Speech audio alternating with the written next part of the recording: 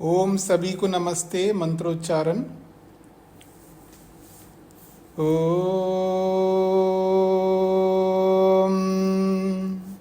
सहनाववतु सहनौ भुनक्तु सह वीर्यं करवावहै तेजस्विनावधीतमस्तु मा विद्विषावहै। ओम शांति शांति शांति।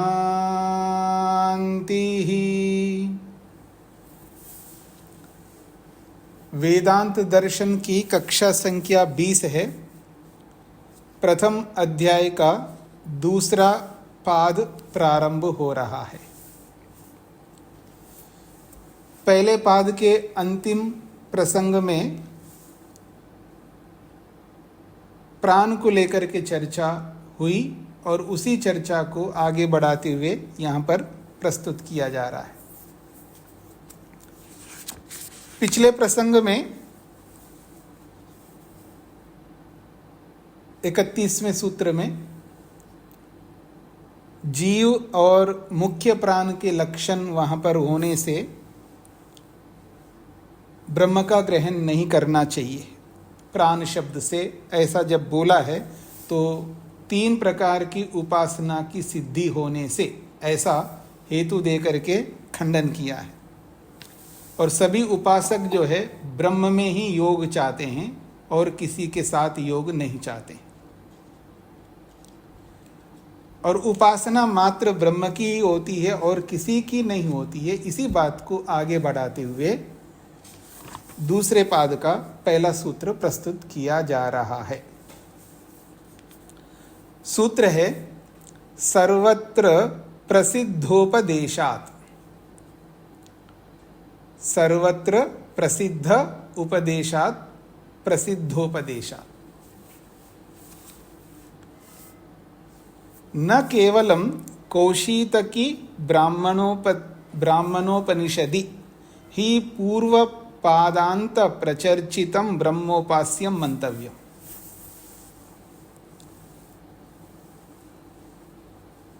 पूर्वपादांत प्रचर्चितम, पूर्व पाद के पहले पाद के जो चर्चा जिसकी हो रही थी, प्रचर्चितम चर्चित। प्रचर्चितम का मतलब है चर्चित। क्या चर्चित है? ब्रह्मोपास्यम, ब्रह्म की उपासना करनी चाहिए और ब्रह्म की उपासना को ही मानना चाहिए, ऐसी जो चर्चा की है, ये चर्चा न केवलम कौशीतकी ब्राह्मणोपनिषदि, ये केवल कौशीतक ब्राह्मण में ही ऐसा कहा हो ऐसा नहीं है, किंतु सर्वत्र शास्त्रेषु उपासना प्रकरणेषु च। सर्वत्र का मतलब है सभी शास्त्रों में, सभी शास्त्रों में जहाँ जहाँ उपासना का प्रकरण आया है, उन सभी शास्त्रों में आए हुए उपासना के प्रकरणों में प्रसिद्ध उपदेशात्, उपास्यत्वेन ब्रह्मण उपदेश प्रसिद्धः तस्मात्। उपास्य के रूप में, उपासना करने योग्य के रूप में ब्रह्मणः उपदेश प्रसिद्ध, ब्रह्म का ही उपदेश उन सभी शास्त्रों में प्रसिद्ध है। तस्मात्, इसलिए हम कहते हैं वहाँ ब्रह्म को मानना चाहिए और ब्रह्म के अतिरिक्त किसी और की उपासना नहीं हो सकती।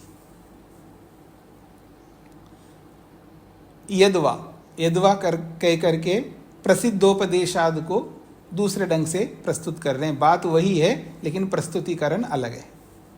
यद्वा प्रसिद्धस्य उपास्यत्वेन प्रतिपाद्यमानस्य ब्रह्मणा उपदेशो विद्यते, तस्माद् अन्यत्र अपि संदीयमानेषु स्थलेषु ब्रह्म एव केवलम उपास्यम विज्ञेयम्। यद्वा प्रसिद्धस्य उपास्यत्वेन, प्रसिद्ध उपास्य के रूप में, प्रतिपाद्यमानस्य प्रतिपादित करने वाले, अर्थात यूं कहिए प्रसिद्ध उपास्य के रूप में वर्णन करने वाले ब्रह्मणः, ब्रह्म का उपदेश विद्यते, विराजमान है। कहाँ? शास्त्रों में। तद यथा, अब उदाहरण के रूप में प्रस्तुत कर रहे हैं। सर्वं खलु इदं ब्रह्म तज्जलान इति शांत उपासीत अथ खलु क्रतुमयः पुरुषो यथा क्रतु अस्मिन् लोके पुरुषो भवति तथेत प्रेत्य भवति स क्रतुम कुर्वीत। ये छांदोग्य उपनिषद का महत्वपूर्ण प्रसंग है। तो कह रहे हैं तद यथा, जैसा कि सर्वं खलु इदं ब्रह्म, इदं सर्वं खलु ब्रह्म, ये जो कुछ भी दिखाई दे रहा संसार ये ब्रह्म है। ये जो भी संसार दिखाई दे रहा है, सर्वम इदम खलु ब्रह्म, ये जो कुछ भी दिखाई दे रहा है ये सब कुछ ब्रह्म है। अर्थात ये बहुत विस्तृत है, व्यापक है। तत् जलान इति, उसको जलान मान करके, उसको जलान ऐसा मान करके, शांतः, बड़े शांत होकर के, धैर्य से, शांति से, उपासीता, उसकी उपासना करो।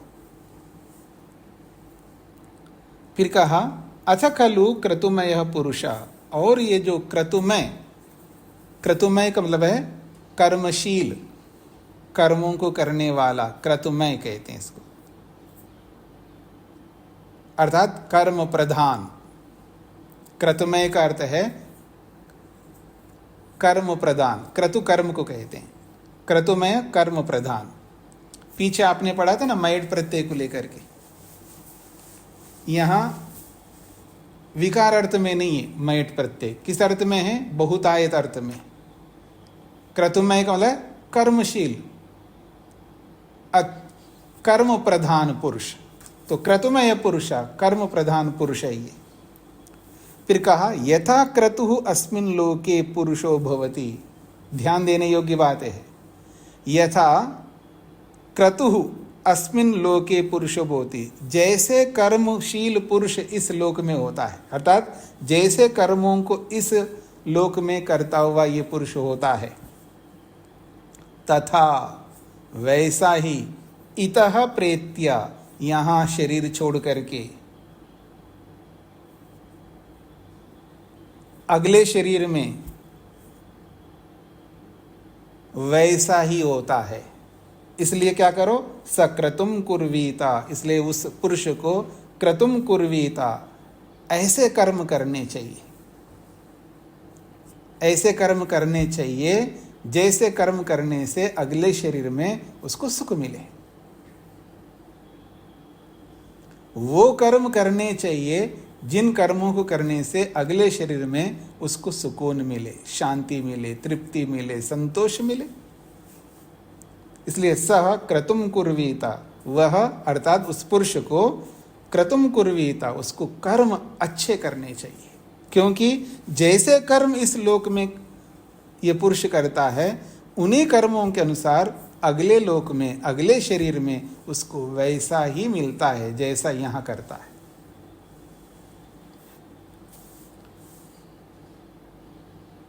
ये छांदोग्य का महत्वपूर्ण विषय है। क्या पूछना था जी आपको? बीच में हाथ खड़ा करते हैं आप, पूरा सूत्र पूरा होने के बाद आपको पूछना चाहिए। हाँ, राजगोपाल जी को क्या कहना है? छूट गया है सर। क्या? पांचवी अंत, चौथे के अंत से लेकर जो चला है, तस्मात् अन्यत्रापि संदिह्यमानेषु येषु स्थलेषु ब्रह्मैव केवलम् उपास्य विधेयः। अच्छा, और शोभना जी भी ऐसा ही बोल रही थी क्या? शोभना जी को क्या? मैं जलान शब्द का अर्थ पूछना चाह रहा हूँ। हाँ जी, हाँ जी, हाँ जी, धैर्य रखिएगा, शांति रखिएगा। तो यहाँ ये जो बोला है यद्वा कहकर के जो दूसरा अर्थ किया है, प्रसिद्धस्य उपास्यत्वेन प्रतिपाद्यमानस्य ब्रह्मण उपदेशो विद्यते। प्रसिद्ध उपास्य के रूप में प्रतिपाद्यमानस्य वर्णन किए जाने वाले ब्रह्मण ब्रह्म का उपदेश यहाँ पर विद्यमान है। तस्माद इसीलिए अन्यत्रापि जहाँ कहीं पर भी उपनिषदों में जहाँ संदीयमानेषु स्थलेषु जहाँ संदेह को प्राप्त कराने वाले जितने भी स्थल होंगे उन स्थलों में भी ब्रह्म एव केवलम उपास्यम विज्ञेयम, वहाँ केवल ब्रह्म का ही ब्रह्म को ही उपास्य मानना चाहिए। भले वहाँ आपको संदेह हो रहा है कि किसी जड़ वस्तु की उपासना करने की बात कही जा रही हो, कहीं कहीं आत्मा की जीव की उपासना करने की बात कही जा रही हो, ऐसा आपको प्रतीत होता हो, संदेह होता हो, तो उन सभी संदेह स्थलों में अगर कहीं उपास्य अगर बोला जा रहा है किसी को भी, तो समझ लेना वहाँ पर भी ब्रह्म का ही समझना चाहिए, ब्रह्म ही वहाँ पर उपास्य समझना चाहिए। ये इसका तात्पर्य है।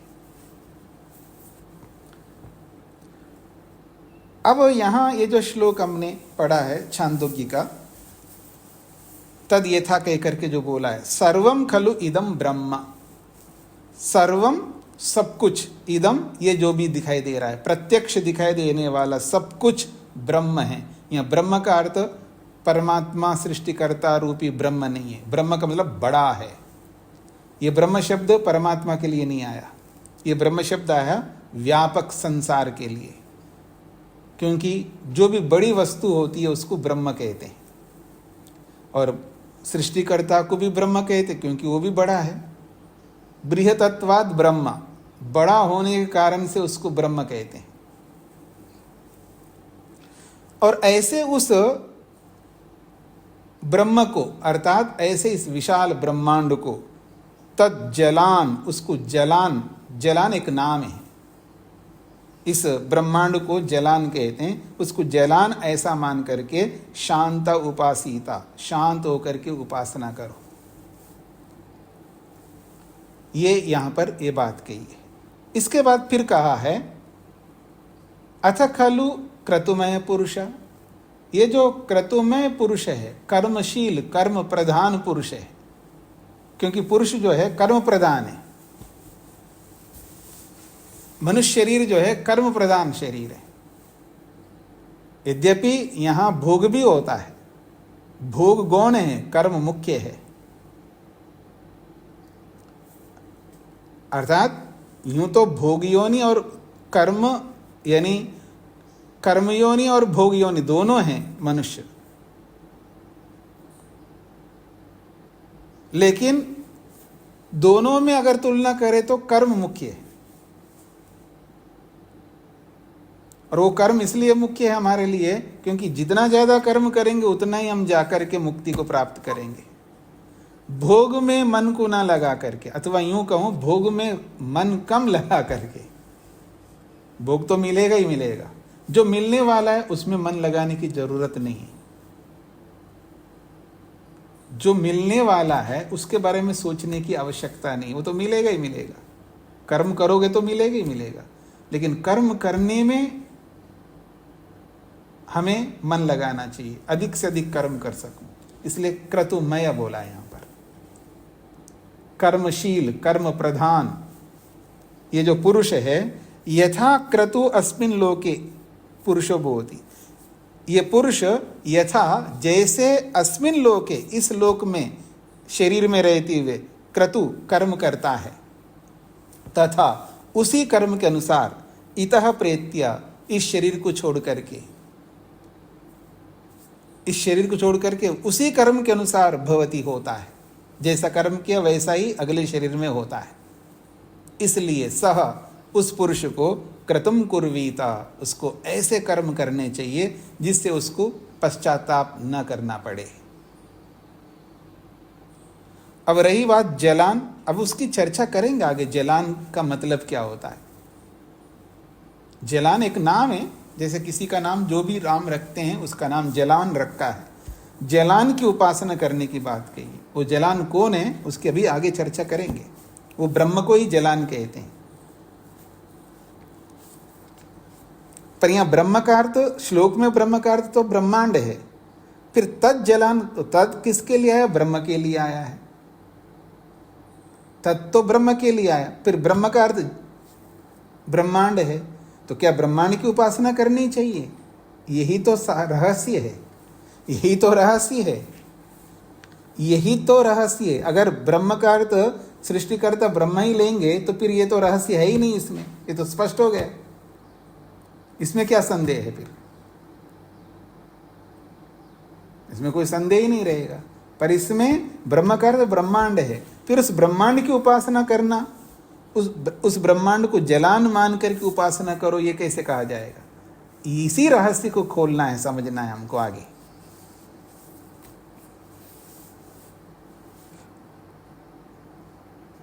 आगे बढ़ रहा हूं जी। अत्र संदेयते, यहां संदेह प्राप्त हो रहा है। अत्र का मतलब है, ये जो श्लोक दिया है सर्वम खलु इदम ब्रह्मा, इस श्लोक में संदीयते, संदेह होता है। यद कि अत्र उपासीता, ये जो उपासीता जो क्रियापद आया है, उपासीता ये क्रियापद है, उपासना करनी चाहिए, ये जो क्रियापद आया है, तो क्रिया या उपास्यम किम वस्तु, इस क्रिया का उपास्य कौन वस्तु है?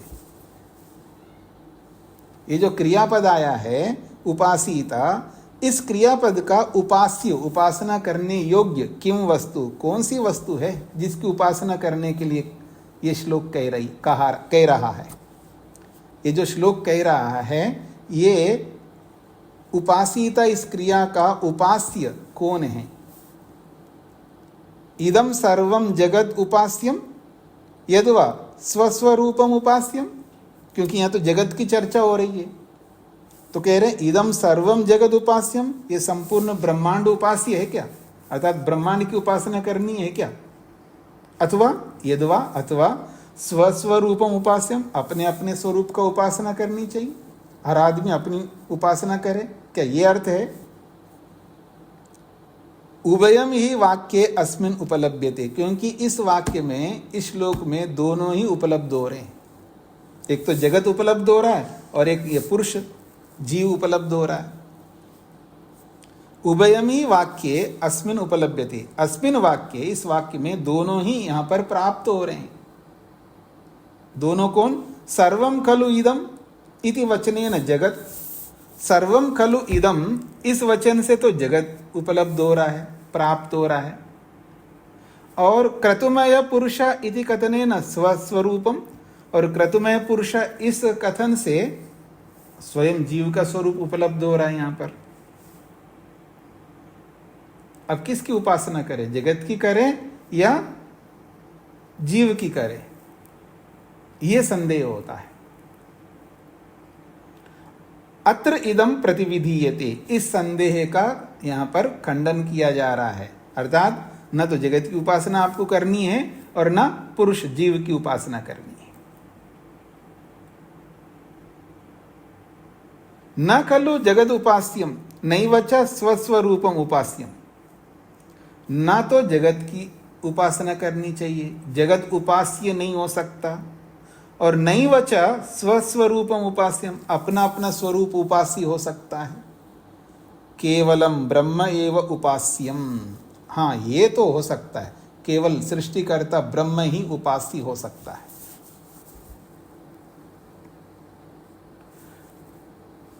कुतः, कैसे ब्रह्म ही उपास्य कैसे हो सकता है? यतः सर्वत्र शास्त्रेषु उपासना प्रकरणेषु वा ब्रह्म एव उपास्यम विधीयते।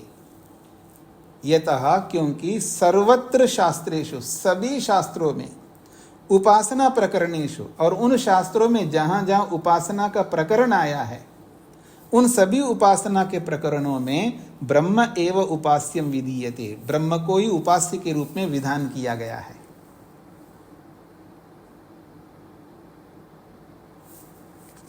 अगर ऐसा है तो हमारा प्रश्न ये है कि किमर्थम तर्हि सर्वम खलु इदम वचनेन जगद वर्णनम।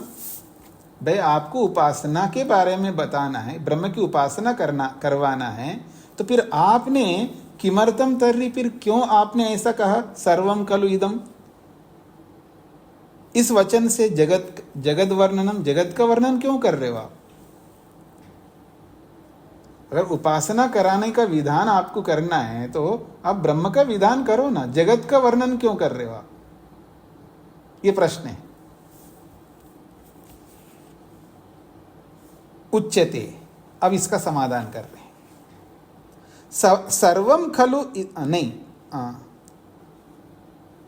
फिर पीछे आगे चला गया मैं। हाँ, किमर्थम तर्हि सर्वम खलु इदम वचनेन जगद वर्णनम अथ, और एक बात, कथम ही क्रतुमय पुरुष कथनेन जीव वर्णनम कृतम।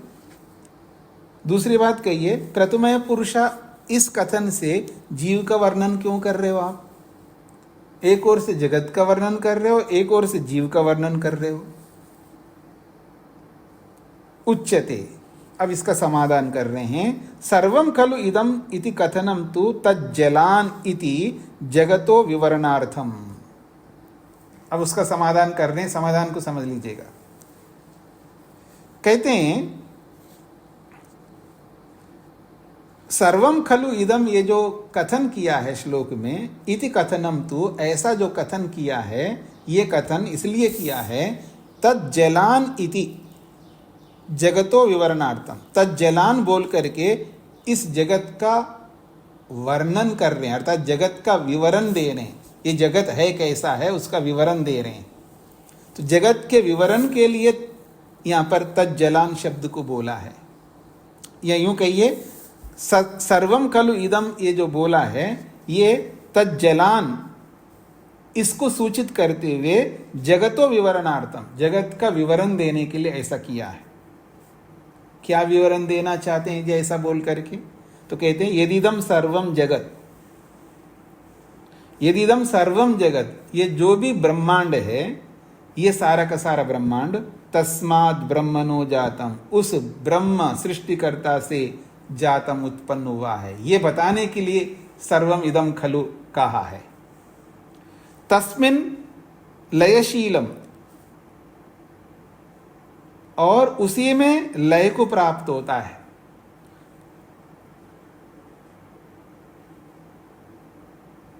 एक तो है यदिदम सर्वम जगत तस्मात् ब्रह्मणो जातम, ये संपूर्ण ब्रह्मांड उस ब्रह्म से उत्पन्न होता है, एक बात। फिर तस्मिन लयशीलम, और उसी में लय को प्राप्त होता है, अर्थात उसी में प्रलय को प्राप्त होता है। और एक बात, तीसरी बात, तस्मिन अनिति च, और उसी में, उसी ब्रह्म में ही अनिति, अनिति का मतलब है भोग होता है, अर्थात धारण होता है, उसकी स्थिति होती है। तदत्र नाना विधे जगति, ऐसे इस नाना प्रकार के जगत में, तदत्र नाना विधे जगति, इस नाना प्रकार के जगत में मनुष्यो न विभ्रमम गच्छेत, मनुष्य जो है भ्रांति को प्राप्त ना हो। इस नाना प्रकार के जगत में मनुष्य विभ्रमम न गच्छेत, भ्रम को प्राप्त ना हो, किंतु क्या करे वो? शांतः सन, शांत होकर के, अस्य जगता कारण रूपम ब्रह्म, वो शांत होकर के इस जगत का जो कारण रूप ब्रह्म है, उस ब्रह्म को अविस्मरण, उसका विस्मृत ना करते हुए, उसको ना भूलते हुए, तदेव उपासीता इति, उसी की उपासना करें। क्या कहना चाह रहे हैं जी? वो ये कहना चाह रहे हैं कि जब ब्रह्म की उपासना करनी है तो सीधा सीधा आप ब्रह्म की उपासना करने का विधान करना चाहिए। फिर आप सर्वम खलु इदम जगत, जगत को लेकर के बोल रहे हो और जीव को लेकर के बोल रहे हो, ऐसा क्यों बोल रहे हो? तो उसका समाधान किया है कि ये जो संपूर्ण जगत है उसको उत्पन्न करने वाला ब्रह्म है, ये बताने के लिए जगत की बात कही है। और जब इतने विविध प्रकार का जगत उत्पन्न किया ब्रह्म ने, क्योंकि जगत में विविध प्रकार की चीजें हैं, सोना चांदी ये वो दुनिया भर के ऐश्वर्य है, इसलिए तो इसको सोने की चिड़िया बोलते हैं आप। हिरण्मयेन पात्रेण सत्यस्यापि हितं मुखम, सोने के कवच से ये पूरा का पूरा ब्रह्मांड जो है ढका हुआ है। कि तो ऐश्वर्य से परिपूर्ण है। तो इसलिए कह रहे हैं कि इस नाना प्रकार के जगत को देख करके आदमी जो है भ्रम में जी रहा होता है, जगत को ही साध्य मान करके जगत के पीछे दौड़ लगा रहा होता है, ऐश्वर्यों के पीछे दौड़ लगा रहा होता है। तो वो भ्रम को प्राप्त ना हो, किंतु क्या करे, वो शांत होकर के इस जगत को समझ करके इस जगत के कारण रूप जो ब्रह्म है उसको ना भूलते हुए उसकी उपासना करे। इसलिए ये बातें कही गई।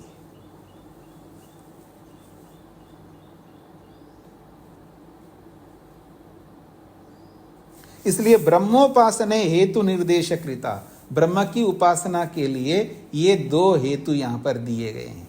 एक जगत को दिखाया है कि जगत कैसा बना है, कैसे उसके अंदर विलीन होता है और कैसे उसको धारण करता है भगवान, और इस विविध सृष्टि में मनुष्य कैसे भ्रांतियों को प्राप्त होता है, उन भ्रांतियों को प्राप्त ना हो करके उसकी उपासना कर सके, इसके लिए दोनों हेतु दे करके उस ब्रह्म को सामने रखा है। फिर कहा है क्रतुमय पुरुष इति कथनम। ये जो क्रतुमय पुरुष कह करके जो श्लोक में प्रस्तुत किया है, इति कथनम, ऐसा जो कथन है, इति कथनम तो उपासनाया फल प्रदर्शनार्थम, उपासना के फल को दिखाने के लिए ये बात कही है। ये जो क्रतुमय पुरुष का जो कथन किया है ना, ये जो कर्म करने वाले ये जो पुरुष है, जैसे कर्म इस संसार में रहता है, जैसे कर्म इस संसार में करता है, वैसा ही पाता है अगले आगे। तो फल दिखाने के लिए यह पुरुष को प्रस्तुत किया है। ये तो ये पुरुषो अर्थात मनुष्य क्रतुमय, क्योंकि ये जो पुरुष है अर्थात ये जो मनुष्य है ये क्रतुमय, उसी क्रतुमय को खोला है संकल्पमय अस्ति, ये संकल्प वाला है। यथा संकल्पवान अस्मिन लोके भवति, जैसे जैसे संकल्प इस संसार में शरीर में रहते हो करता है, तथा इतः प्रेत्या, और वैसा ही इस शरीर को छोड़ करके फलवान भविष्यति, वैसा ही फल वाला होता है।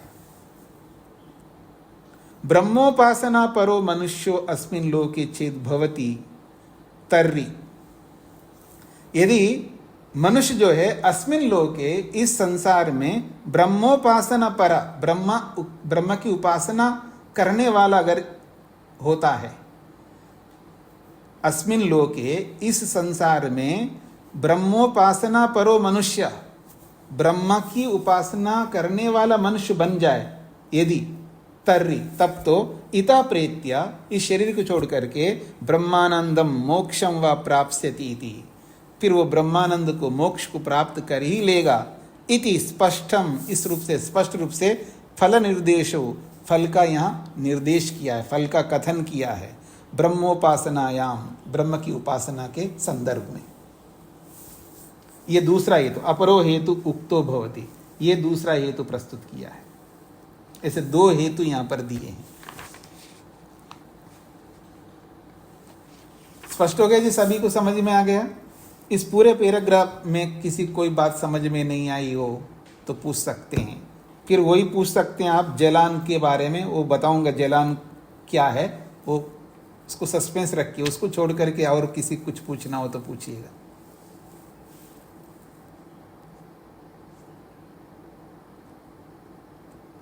अच्छा, किसी का कोई प्रश्न नहीं है तो जलान को लेकर के बात करता हूँ। यदि आप में से उपनिषदें जिन्होंने नहीं पढ़ी है उन्हीं को ये समझ में नहीं आता है जलान क्या होता है, अगर उपनिषद पढ़ी हैं तो फिर उनको समझ में आएगा। जलान में 3 शब्द है, एक तो ज है और एक है ला है और एक है अन, ज ला अन। जलान में ज ला और अन। उपनिषदकार ने ब्रह्म को समझाने के लिए अलग अलग रीतियों से समझाया, जैसे अकार उकार मकार को लेकर के ब्रह्म को समझाया है ओम के माध्यम से। ऐसे अलग अलग शब्दों को लेकर के उपनिषदकारों ने ब्रह्म को समझाने का प्रयास किया। ऐसे ही छांदोग्य में जलान शब्द को लेकर के भी समझाया है। जा का अर्थ है सृष्टि को बनाने वाला, उत्पादक, ज इति उत्पादक, जनकः सृष्टि को बनाने वाले को ज कहते हैं। अच्छा, आप लोगों ने सुना ना एकाक्षरम ब्रह्म, सुना है ना? एक अक्षर मतलब ब्रह्म का नाम जो है एक ही अक्षर में होता है। ब्रह्म का नाम एकाक्षरम ब्रह्म उसको कहते हैं। जैसे ओम एक ही अक्षर है, जा भी एक ही अक्षर है, और ला का मतलब है लय करने वाला, विनाश करने वाले को ला कहते हैं। और अंत में अन, अन में भी एक ही अक्षर है, नकार तो अलंत है, अन, अकार और नकार अलंत है तो एक अक्षर है। अन का मतलब है स्थिति, सृष्टि को बनाए रखने वाला या पालन करने वाला। अन्न का मतलब है अन्न देने वाला, भोग देने वाला, यह अर्थ होता है। ऐसे उस ब्रह्म को जलान मान करके उपासना करो। हे ब्रह्म, तुम सृष्टि को बनाने वाले हो, मेरे लिए आपने सृष्टि को बनाया है और मेरे लिए ही आप प्रलय करते हो। बनाना तो समझ में आता है, प्रलय मेरे लिए करता है, क्या मतलब होता है? किसान को याद करो, मेरे लिए तो किसान जो है ना, फल मिलने के बाद खेत को वो वापस मिटाता है। गेहूं काटने के बाद उस खेत को फिर वापस मिटाता है ना, मिटाए बिना दोबारा फल कैसे देगा वो? तो जैसे किसान जो है फल मिलने के बाद उसको मिटाता है, आपको भोग देना था दे दिया, उसके बाद फिर मिटाएगा। तो ऐसे ही वो ला का अर्थ है लय करने वाला, प्रलय करने वाला। उसको उत्पादक मानो, मेरे लिए उत्पन्न कर रहा ऐसा मान करके उसकी उपासना करो, और मेरे लिए प्रलय करता ऐसा मान करके उसकी उपासना करो, और मेरे को भोग देता है। अन्न, अन्न का मतलब भोग देने वाला, मेरे को बनाए रखने वाला है। स्थिति, स्थिति का अर्थ है भोग देना। उत्पत्ति, स्थिति और प्रलय बोलते हैं ना आप, तो स्थिति का मतलब है हम बने रहते हैं, हम जीवित हैं। भोग के कारण तो जीवित हैं। अगर भोग ना रहे तो हम जीवित थोड़ा रहेंगे। जब आपको भोग ही नहीं रहा आपका, तो आप जीवित क्यों रहेंगे? योग दर्शन को याद करो, जिसका भोग समाप्त होता है ना वो मरता है, याद रखना। स्वाभाविक मृत्यु की बात कर रहा हूं मैं, एक्सीडेंटली मृत्यु की नहीं। हाँ, ये एक अलग बात है, दुनिया में जितने भी मरते हैं सब एक्सीडेंटली मरते हैं, सब। कोई विरला होता है जो स्वाभाविक मृत्यु को प्राप्त होता है। भोग समाप्त हो गया तो मर जाता है व्यक्ति। तो ये जो अन्न है, ये स्थिति हमको बनाए रखता है परमात्मा। स्थिति का मतलब बनाए रखना, भोग देना। आप भोग मेरे को देते हो, फल देने वाले हो, इसलिए मैं आपकी उपासना करना चाहता हूँ। आप जन्म देने वाले हो, इसलिए आपकी उपासना करना चाहता हूँ। और आप मेरे को मारने वाले हो, इसलिए मैं आपकी उपासना करना चाहता हूँ। अच्छे अर्थ में देखिएगा, इसलिए उसका नाम है जलान। तो आगे बढ़ता हूं जी। अस्तु, जो भी बातें कही मैंने अभी, मैंने का मतलब है भाष्यकार कह रहे हैं, अस्तु जो व्याख्या जो की है, अब इसके आगे कुछ विशेष कहना चाहते हैं भाष्यकार। हाँ जी, आपको क्या पूछना है जी अनीता जी? स्वामी जी, यहाँ जो दो हेतु में, एक है क्रतु में पुरुष, एक तज्जलान होगा, दूसरा हेतु? नहीं, ये जो सर्वम खलु इदम जो है वो एक हेतु है, और क्रतुमेय पुरुष दूसरा हेतु है। जी स्वामी जी। भाष्यकार कह रहे हैं, अभी सूत्र की जो व्याख्या करना था पूरी हो गई जी। अब भाष्यकार दूसरी बात कहना चाहते हैं, अत्र किमपि विशिष्टम अविधीयते। यहाँ कुछ विशेष कहना चाहता हूँ, अथवा यूं कहूँ, यहाँ कुछ विशेष सूत्र कुछ विशेष कहना चाहता है। क्या विशेष कहना चाहता है सूत्र? या ये जो अभी सर्वम खलु इदम ब्रह्म तज्जलान वाला जो आया है, उस संबंध में कुछ विशेष कहना चाहते हैं। तो कहते हैं सर्वम खलु इदम ब्रह्म तज्जलान, ये जो वाक्य है उपनिषद का, छांदोग्य का, अत्र वचने ब्रह्म शब्दो ब्रह्मांड वाचको अस्ति। यहां सर्वम खलु इदम ब्रह्म, ये जो वचन है, यहां ब्रह्म जो शब्द है ये ब्रह्मांड वाचक है, ये ब्रह्मवाचक नहीं है। न तो शांकर भाष्यवत परमात्मा वाचक। शंकराचार्य ने यहां ब्रह्म का अर्थ ब्रह्मांड को ना लेकर के ब्रह्म अर्थ लिया है, सृष्टिकर्ता अर्थ लिया है। उनके समान यहां इस ब्रह्म का अर्थ परमात्मा अर्थ ना लेकर के ब्रह्मांड अर्थ लेना चाहिए, ये भाष्यकार कहना चाहते हैं। वो हेतु दे रहे हैं ऐसा क्यों लेना चाहिए, इसमें कोई दोहरा ही नहीं है। ब्रह्म शब्द का अर्थ ब्रह्मांड भी होता है, ब्रह्म शब्द का अर्थ परमात्मा भी होता है। आदि शंकराचार्य ने परमात्मा परक अर्थ किया है और ये कह रहे हैं ये ब्रह्मांड परक अर्थ लेना चाहिए, ये भाष्यकार का वचन है। और वो हेतु दे रहे हैं भाष्यकार, यदि ही अत्र ब्रह्म शब्द परमात्मा वाचक स्यात्, यदि यहां इस श्लोक में ब्रह्म शब्द परमात्मा वाचक होता है तो न तदा सर्वत्र प्रसिद्धोपदेशात् इति सूत्रावसरो नैव, फिर सर्वत्र प्रसिद्धोपदेशात् ये जो सूत्र बनाया है इसका अवसर ही नहीं आएगा, इसको बनाने की कोई आवश्यकता ही नहीं पड़ेगी। उनका अपना तर्क है जी।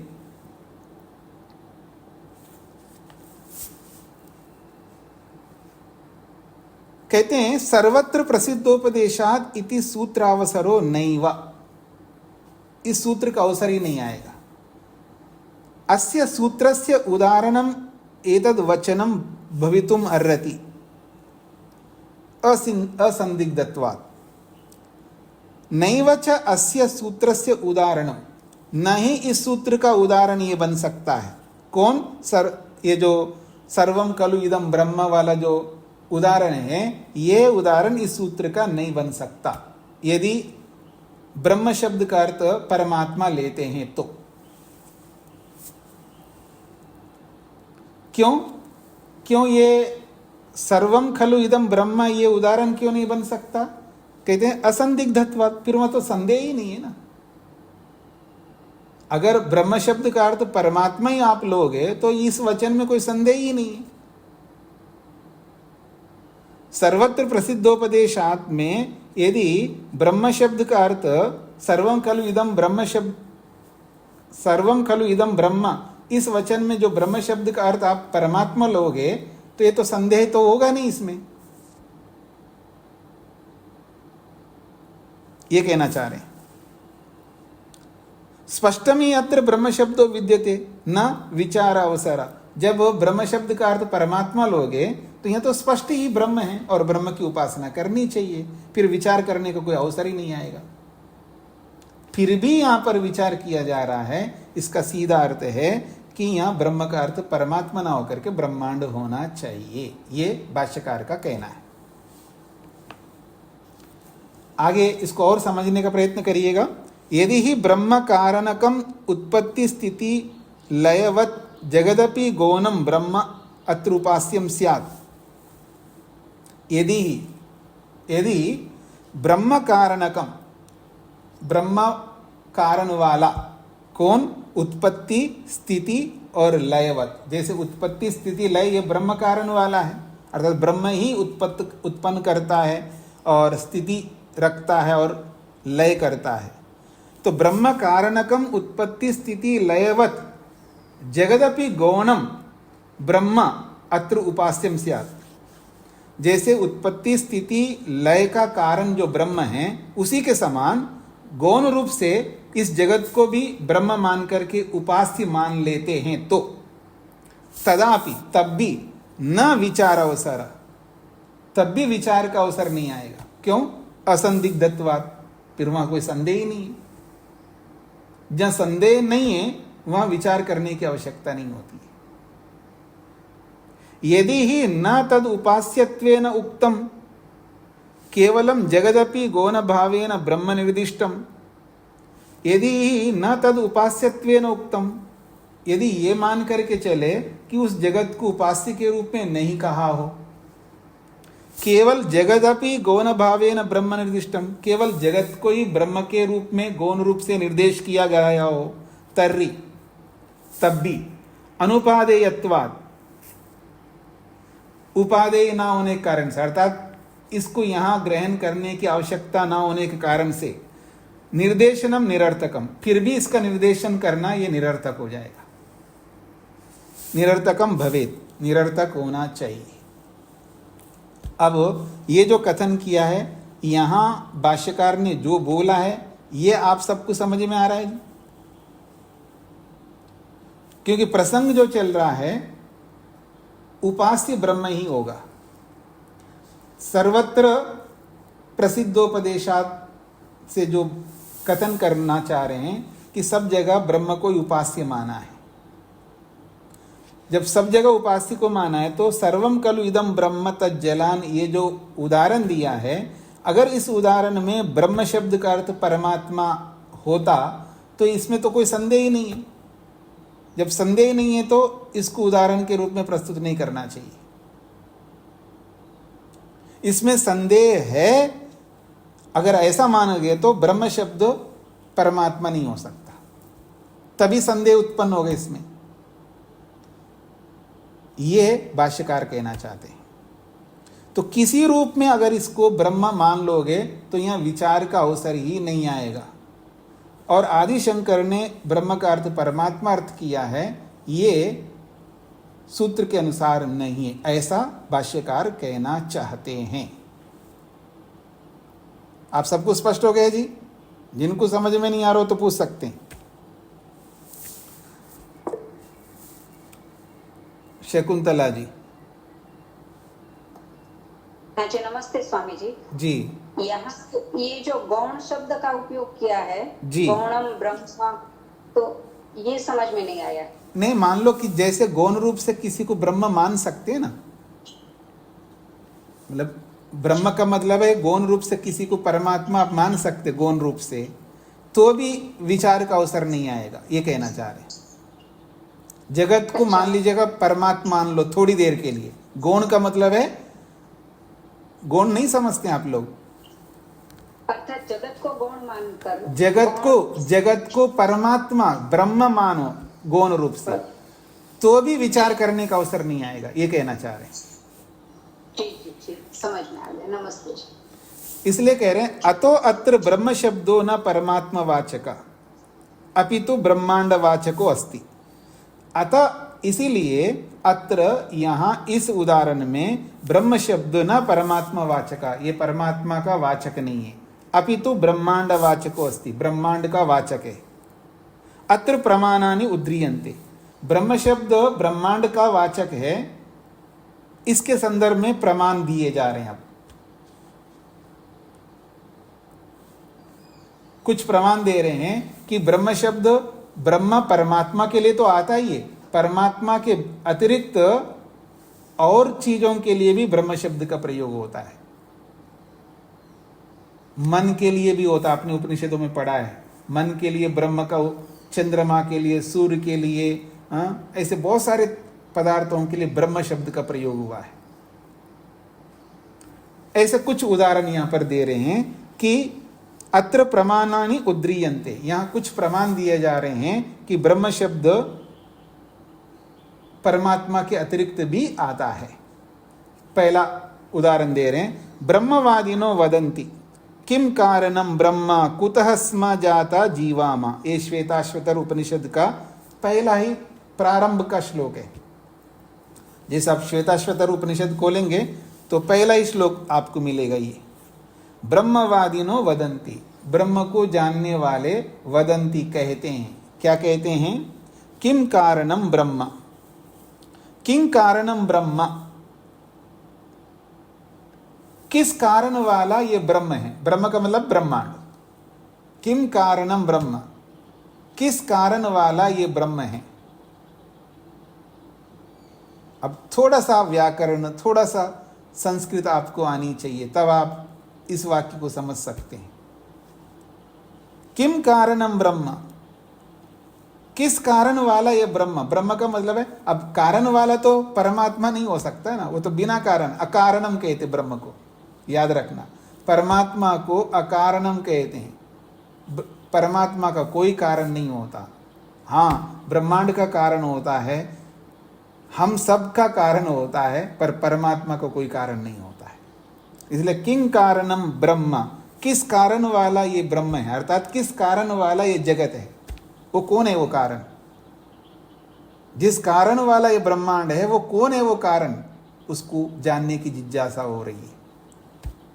कुतः स्म जाता जीवामा, किससे उत्पन्न होकर के हम जी रहे हैं, कुतः स्म जाता जीवामः, कुतः किससे, जाता उत्पन्न होकर के, जीवामः स्म हम जी रहे हैं, किससे उत्पन्न होकर के हम जी रहे हैं, वो कौन है जिससे उत्पन्न होकर के हम जी रहे हैं, किस कारण वाला ये ब्रह्म है, अर्थात किस कारण वाला ये जगत है, ये प्रश्न किया जा रहा है।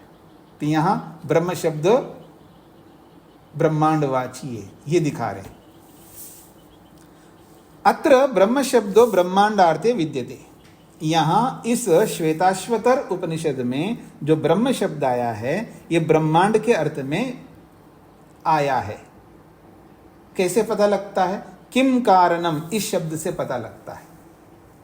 और ये किम कारणम इति समस्तम पदम, ये समास युक्त पद है। किम कारणम जो है ये समास वाला पद है।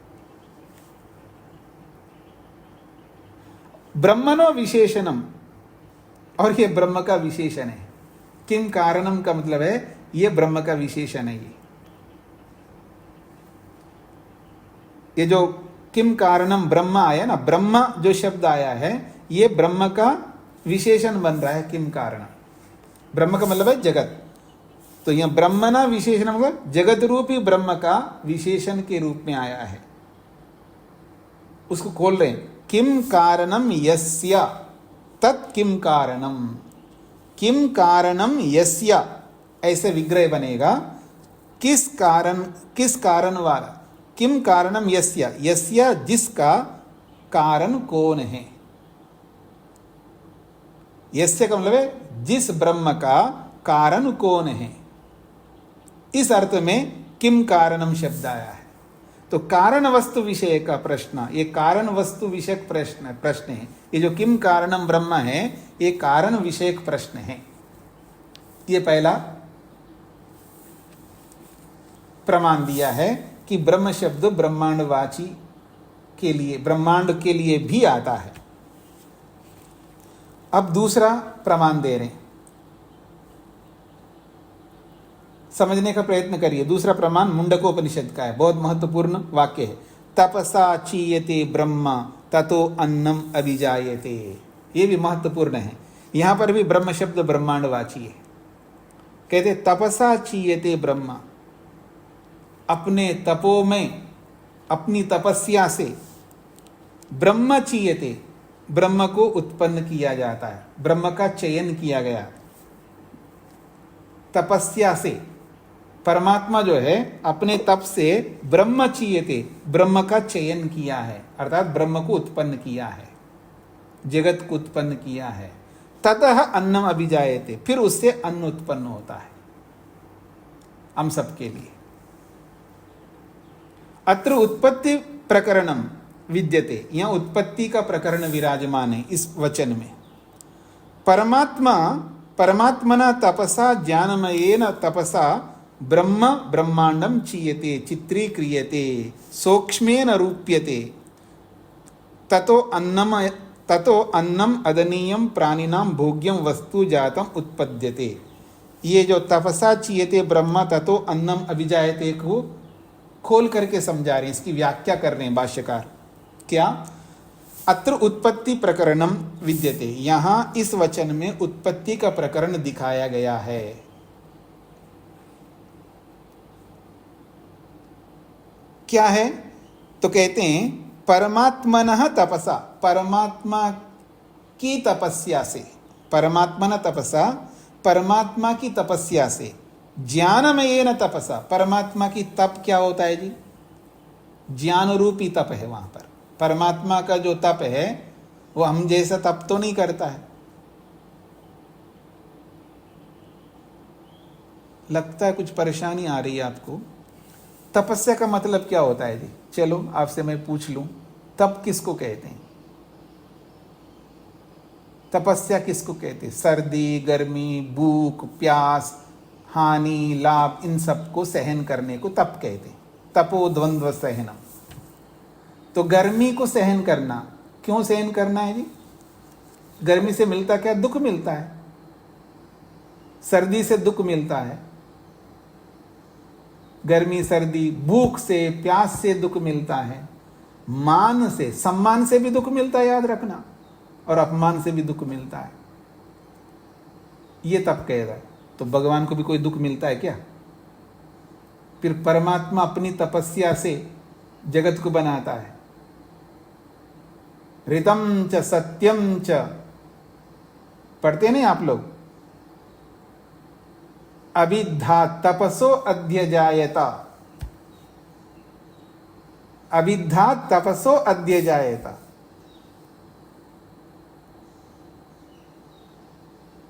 अपने ज्ञान रूपी तप से, वैसा ही अर्थ है परमात्मा न तपसा, परमात्मा की तपस्या से, अर्थात ज्ञानमय न तपसा, ज्ञान रूपी तपस्या से ब्रह्मा अर्थात ब्रह्मांडम, ब्रह्मांड को, चीयते अर्थात चित्रीक्रियते, निर्माण करता है, चित्रित करता है। किस रूप में? सूक्ष्मेन रूप्यते, सूक्ष्मता से इसको बनाता है। और बनाने के बाद तथा अन्नम, उसके बाद अन्न पैदा होता है। चावल, गेहूं, जो भी है वो सब अन्न उत्पन्न होता है। वो अन्न कौन सा है? अदनीयम, खाने योग्य है। किसके लिए? प्राणिनाम भोग्यम, हम सब प्राणियों के लिए भोग्य वस्तु अन्न के रूप में, वस्तु जातम उत्पद्यते, फिर भोग्य के रूप में विभिन्न प्रकार की वस्तुएं हमारे सामने उत्पन्न होती हैं। तो यहां पर भी, इस वचन में भी ब्रह्म का अर्थ ब्रह्मांड है। स्पष्ट हो गया जी? अब तीसरा प्रमाण दे रहे हैं। यह सर्वज्ञ सर्वविद यस्य ज्ञानमयम तपः तस्माद् एतद् ब्रह्म नाम रूपम अन्नम च जायते। ये भी मुंडकोपनिषद है, इसमें भी ब्रह्म शब्द आया जी। तीसरा प्रमाण, यह सर्वज्ञ, जो सर्वज्ञ है, सर्वविद, सबको जानता है, यस्य ज्ञानमयम तपः, जिसका ज्ञान ही मानो तप है। यस्य ज्ञानमयम तपः, जिसका ज्ञान ही तप है। देखिए, ज्ञानमयम में भी मयट प्रत्यय है। यस्य, जिसका अत्यधिक ज्ञान ही तप है। तस्मात्, उस ज्ञानमय तप से, तस्मात् का मतलब उस ज्ञानमय तप से, एतद् ब्रह्म, ये जो ब्रह्म को उत्पन्न किया उसने। और वो ब्रह्म कैसा है? नाम रूपम, एक तो नाम के रूप में और रूपम, एक तो वस्तुओं का नाम और उसकी आकृतियां, रूप। नाम रूपी अन्न को जायते, उत्पन्न करता है। तस्माद् एतद् ब्रह्म, इस ब्रह्म को, जो कि ब्रह्म कैसा है? नाम रूपम अन्नम, नाम रूप वाला अन्न है, इसको जायते, उत्पन्न करता है। यहां पर भी ब्रह्म जगत है। अत्रापि, यहां पर भी, इस प्रमाण में भी, सर्वज्ञात सर्वविदो ज्ञानमय तपस्विनः ईश्वरात् खलु नाम रूपात्मकम ब्रह्मांडम जायते। अत्रापि, यहां पर भी, सर्वज्ञ, सबको जानने वाला, ज्ञानमय तपस्वी ईश्वर से, खलु, निश्चित रूप से, नाम रूपात्मकम ब्रह्मांडम, नाम और रूप कहते हैं आकृति, नाम और आकृति स्वरूप वाला ये जो ब्रह्मांड है, ये जायते, उत्पन्न होता है। इति स्पष्टम उक्तम भवति, यह स्पष्ट रूप से कहा गया है। तो तीन प्रमाणों में ब्रह्म का अर्थ ब्रह्मांड दिया है। अब चौथा प्रमाण दे रहे हैं।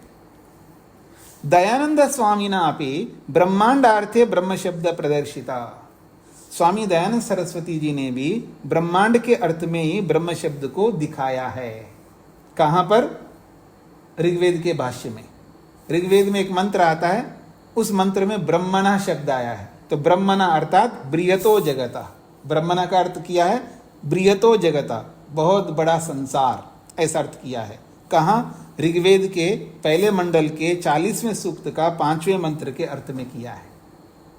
एवं इस प्रकार से बहुभी प्रमाणी सिद्धम यत् बहुत सारे प्रमाणों से सिद्ध होता है कि सर्वम खलु इदम ब्रह्म तज्जलान। अत्र यहाँ इस वचन में ब्रह्म शब्दो ब्रह्मांड वाचको अर्थात जगत वाचक। इस वचन में ब्रह्म शब्द ब्रह्मांड वाचक है अर्थात जगत का वाचक है। तस्माद एव इदम वचनम संदिग्धम, इसीलिए यह वचन संदेहपूर्ण है। उपासनायाम विचारणीयत्वात्, उपासना के संदर्भ में यह विचारणीय वाक्य है। उदाहरणत्वेन उपादीयते, इसलिए इसको उदाहरण के रूप में यहां पर ग्रहण किया गया है इस सूत्र में। अगर ये ब्रह्म का अर्थ ब्रह्मांड अर्थ नहीं होता, ब्रह्म का अर्थ परमात्मा ही होता, तो इसको विचार करने के लिए ग्रहण ही नहीं कर सकते, ये प्रश्न ही नहीं आ सकता। ऐसा भाष्यकार ने प्रस्तुत किया है। अब शांति से तसल्ली से बैठ करके इस पूरे, क्योंकि 2 पेज लगभग 2 पेज में है, ये बड़ा सूत्र है अर्थात भाष्य बड़ा है, इसको शांति से पढ़िएगा,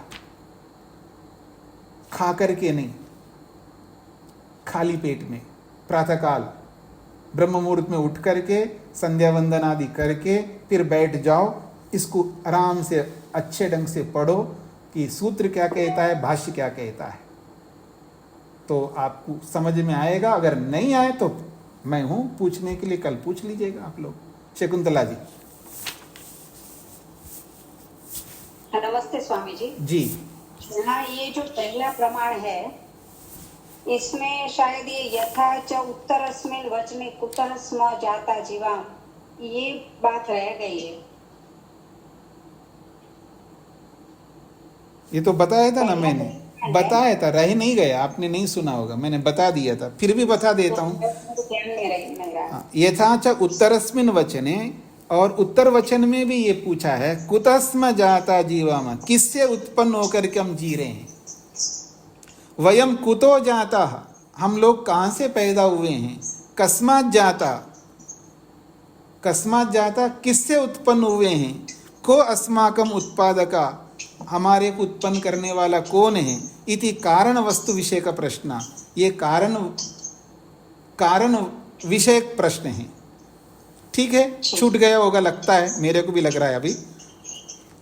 कुतस्म जाता जीवामा तक मैंने शायद व्याख्या किया है, आगे वयम कुतो जाता कस्मात जाता को अस्माकम उत्पादका, शायद ये वचन छूट गया होगा।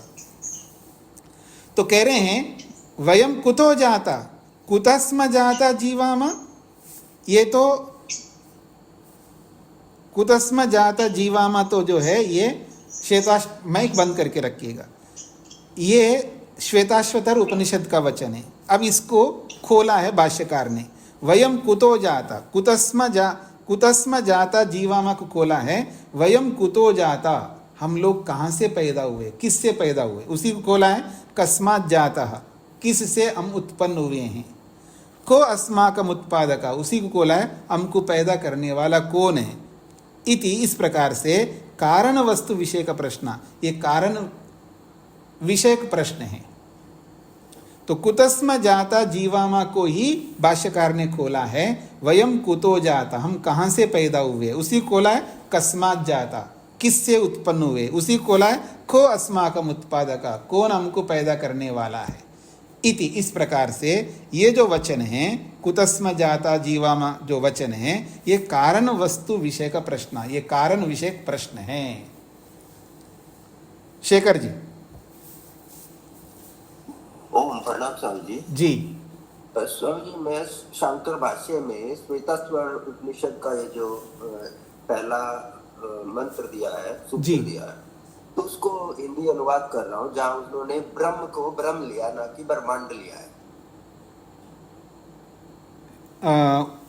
आदि शंकर ने। जी जी जी, ये कह रहे हैं, ब्रह्मवेता लोग कहते हैं कि जगत का कारण ब्रह्म क्या है।